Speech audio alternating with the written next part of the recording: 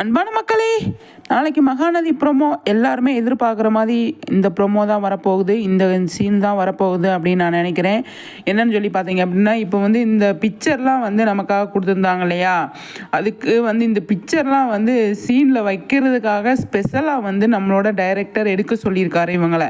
எங்களுக்கு சீனுக்கு வைக்கிறதுக்கு இந்த மாதிரி பிக்சர் தேவை, நீங்கள் இந்த மாதிரி எடுத்து கொடுங்க அப்படின்னு சொல்லி அதுதான் அவங்க வந்து எடுத்திருக்காங்க. இவ்வளோ நாளாக வந்து ஒரு ஃபோட்டோ கூட ஒருத்தருமே ரிலீஸ் பண்ணலையே.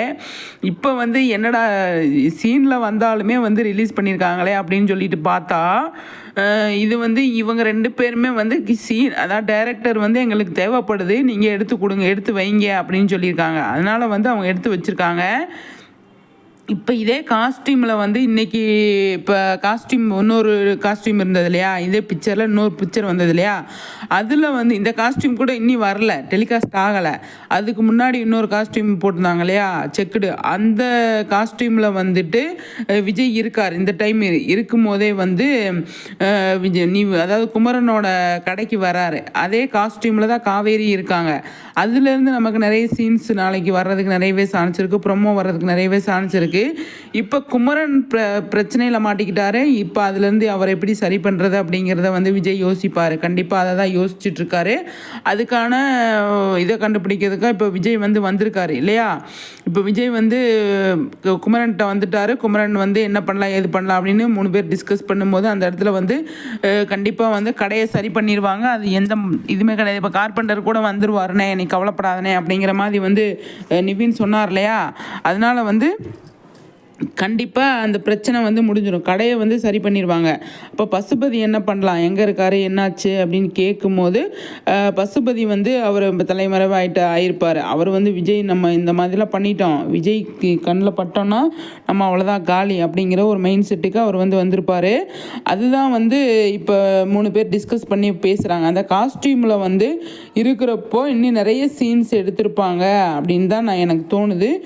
பார்ப்போம் சரிங்களா. அது மட்டும் இல்லாமல் இப்போ இந்த காஸ்டியூம் இருக்கு இல்லையா, இப்போ காவேரி விஜய் போட்டிருக்காங்க இல்லையா, இந்த காஸ்டியூம்லையுமே நமக்கு சீன்ஸ் வரல.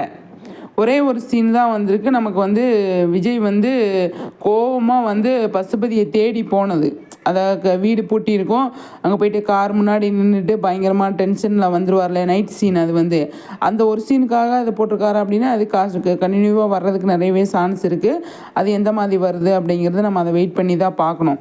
அது மட்டும் இல்லாமல் நாளைக்கு ப்ரொமோ பயங்கரமாக எதிர்பார்ப்பு இருக்குது. ப்ரொமோ நம்ம இதுக்கு முன்னாடி நடந்த சீனில் வந்து நிறைய கேள்விகள் வேறு இருக்குது. அந்த கேள்வியெல்லாம் நம்ம கேட்கணும் அப்படிங்கிறது தான். அதில் என்ன அப்படின்னு சொல்லி பார்த்தீங்க அப்படின்னா, இப்போ குமரன் வந்து பணத்தை வந்து தொலைச்சிட்டு வந்துடுவார் இல்லையா.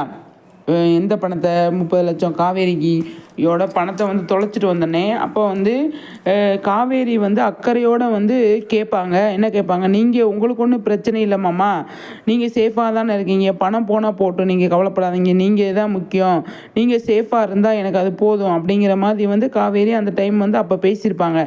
ஏன் அப்படின்னா இப்போ காவேரியும் சரி, விஜயும் சரி, நிவீனும் சரி, இவங்க 3 பேருமே ஈக்குவலாக வைக்கலாம். என்னை பொறுத்த வரைக்கும் இவங்க 3 பேருமே ஈக்குவலாக தான் வந்து அடுத்தவங்க மேலே கேர் எடுத்து அக்கறையாக வந்து விசாரிக்கிறாங்க இல்லையா. அது வந்து விஜய், காவேரி, நிவின் 3 பேருமே ஈக்குவலாக வந்து டைலாக்ல டெலிவரி பண்ணுவாங்க.